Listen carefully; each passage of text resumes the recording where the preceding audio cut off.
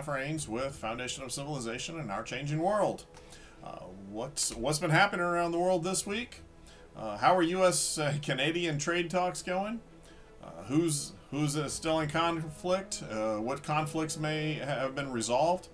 Who signed a trade deal with the United States this week? Well, I will tell you below, or tell you following. Let me give you a rundown with my weekly video. It is July 5th, 2025.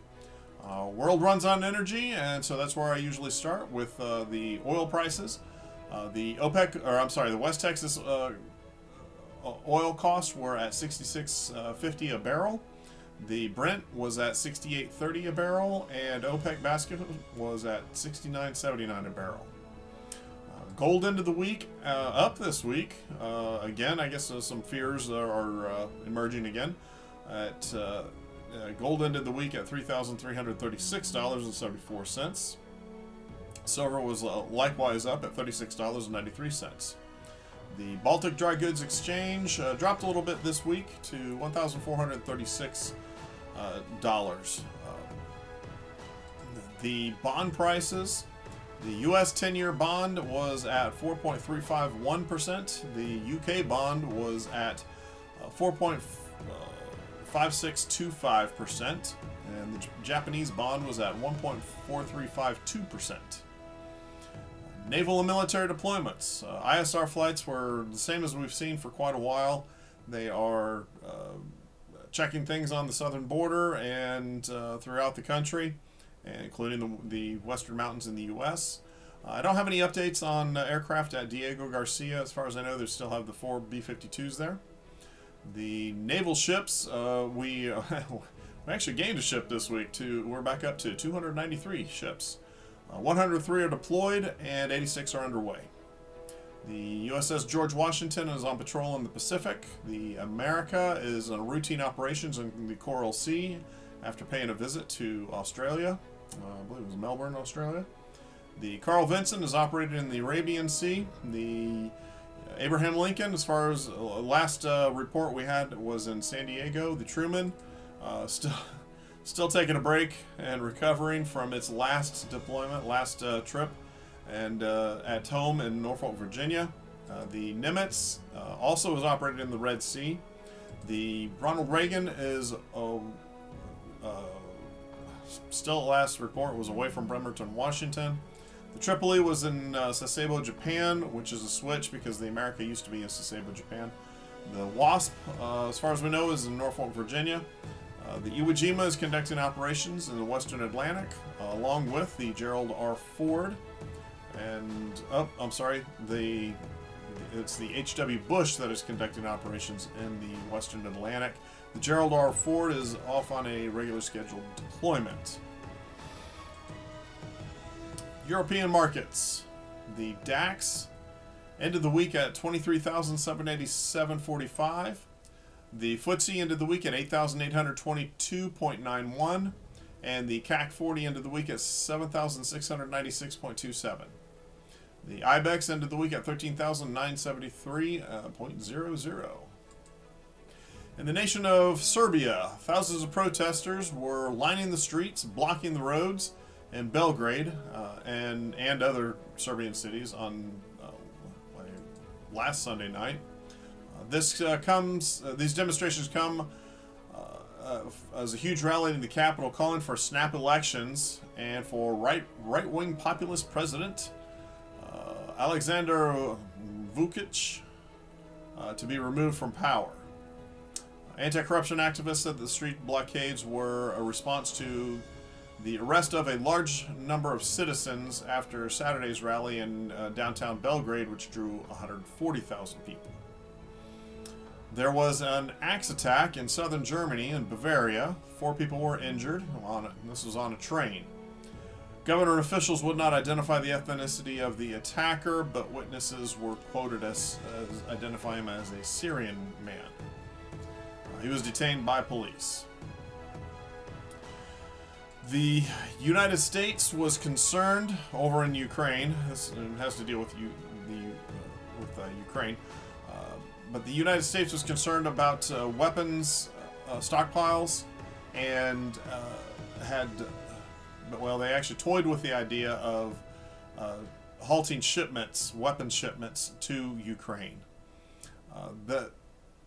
And this is something to keep an eye on, because as the United States, as Western powers, the United States and Western Europe continue to look at Russia and be concerned, they're going to do things like this. They're going to keep the weapons for themselves. But I believe later this week there was some discussion on easing that and continuing to send weapons to Ukraine. And Ukraine cannot produce enough weapons to support itself. So if they are denied weapons, the war will be over very quickly, and much of Ukraine will continue to be in the hands of Russia. Now, something that's interesting is that the Israel-Iran war exposed Russia's vulnerability. This comes from an assessment and noted in the Strategist. The overall assessment is that the longer-term damage of Russia's interests outweigh any short-term gains it has accrued from Israel's war with Iran. Russia needs Iran as a spoiler that threatens the West, but now the battered Iranian regime is no help. Moscow also relied on Iran's supply of Shahed 131 and 136 drones. And although Russia has domestic production of some of these drones, it probably still needs Iranian supply. But after having watched this war, Russia recognizes that they're vulnerable. Over in Asia, starting with the markets, the Nikkei ended the week at 39,810.88. The SSE index ended the week at 3,472.32. The Hang Seng ended the week at 23,916.06. The BSE Sensex ended the week at 83,432.89. And the Nifty 50 ended the week at 25,461.00. Some rumors are starting to swirl about Xi, the president or the prime minister of China and the leader of the Chinese Communist Party. It's been noted that several generals have been removed. Although Xi has been removing generals throughout the whole time, the top military brass were removed under anti-corruption that was spearheaded by China's strongmen.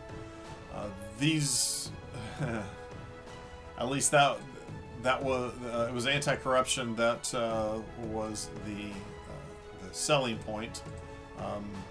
That's what was advertised.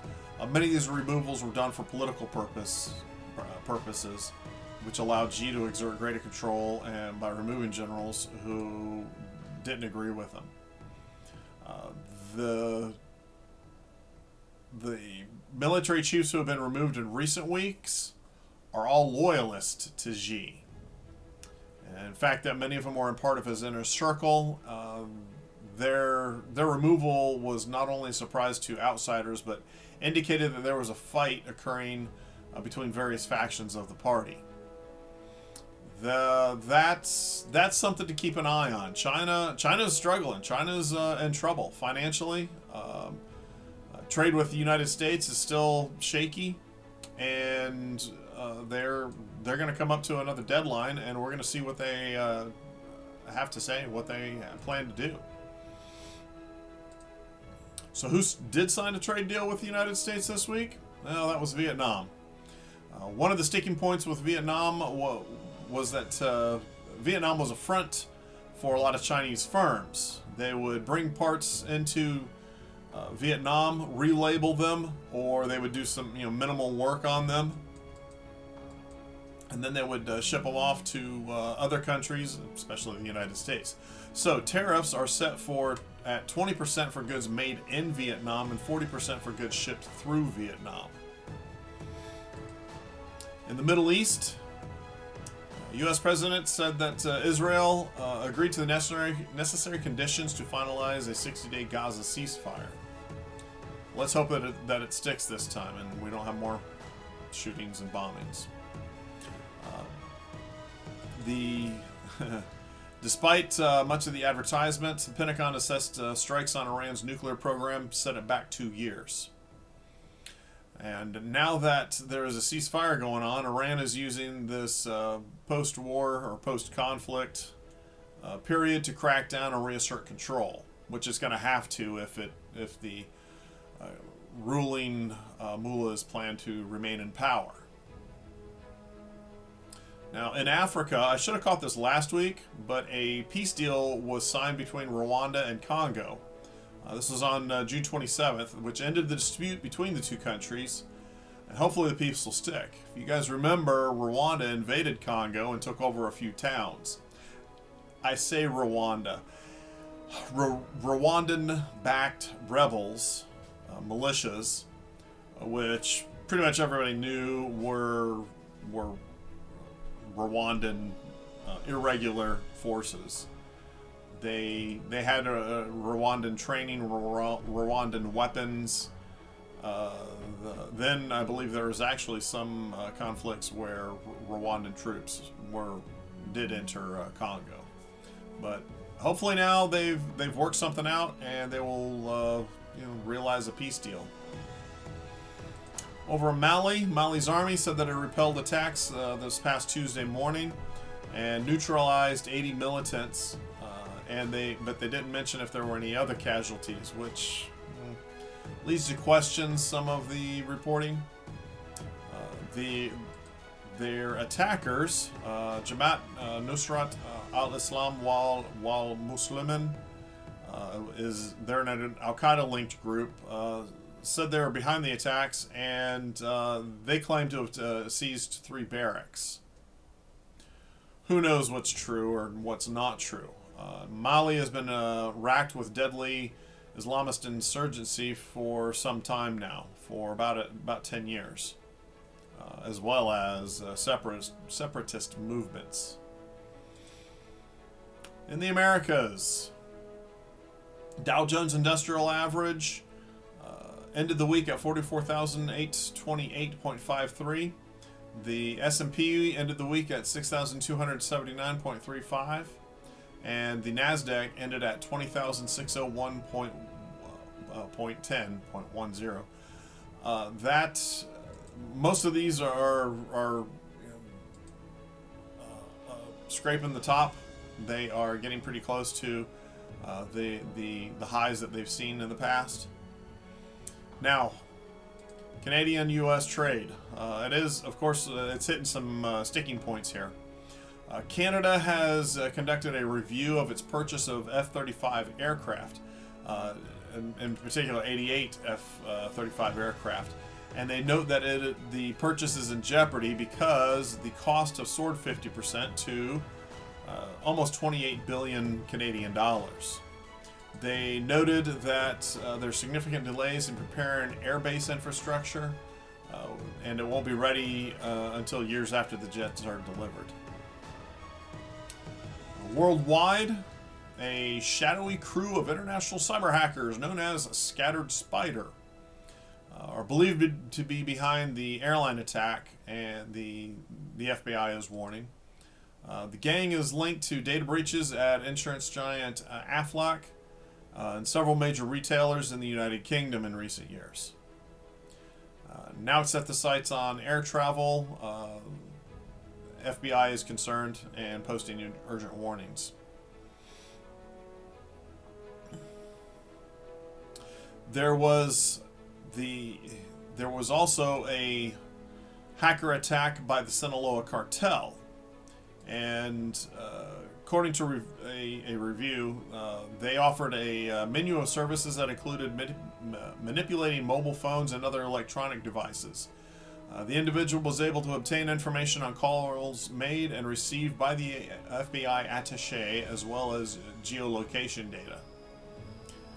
Additionally, the audit found the hacker gained access to Mexico City's camera system to follow the officials through the city So they're able to look at to the cameras and identify who was meeting with whom and determine people that would be of interest to the Sinaloa cartel. And the Sinaloa cartel used this information to threaten, intimidate, and in some cases murder people that were hostile to the cartel.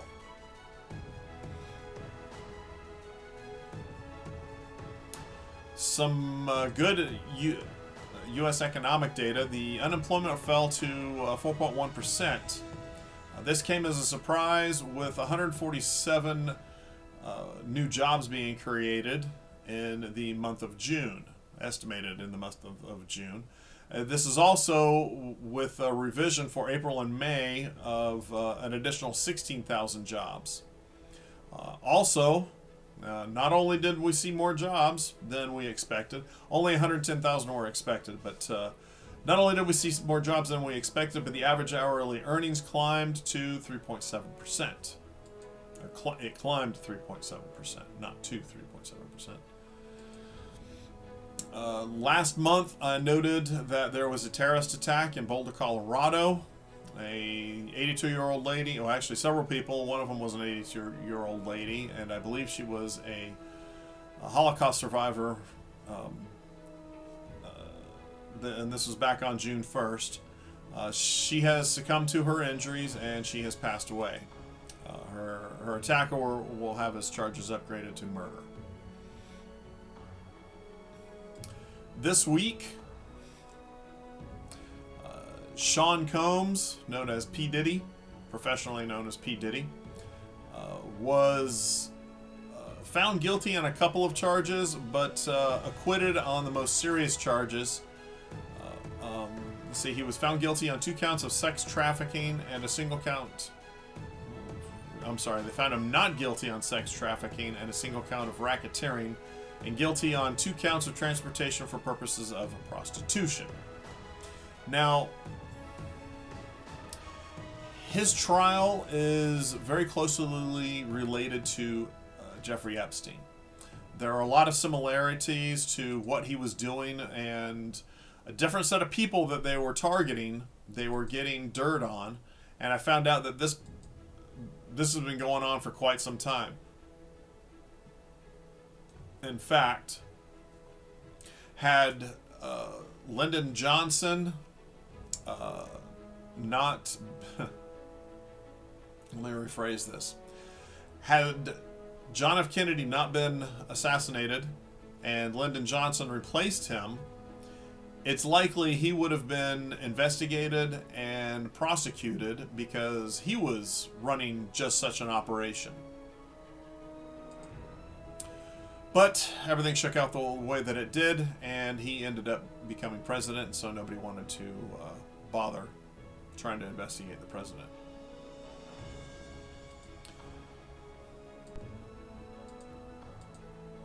This week, a funding bill for the federal government was signed. It will include a significant increase for border security, border and national security.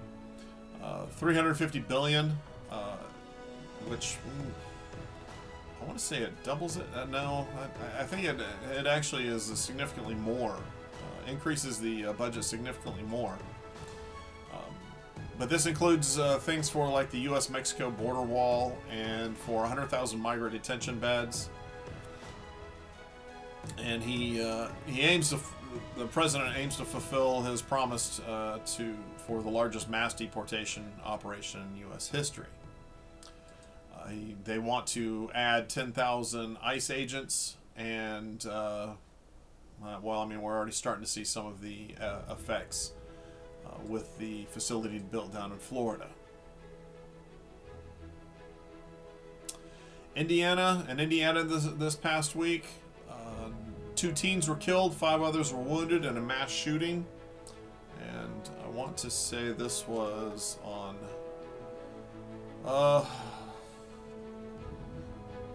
this was just today, or very early this morning, 1:27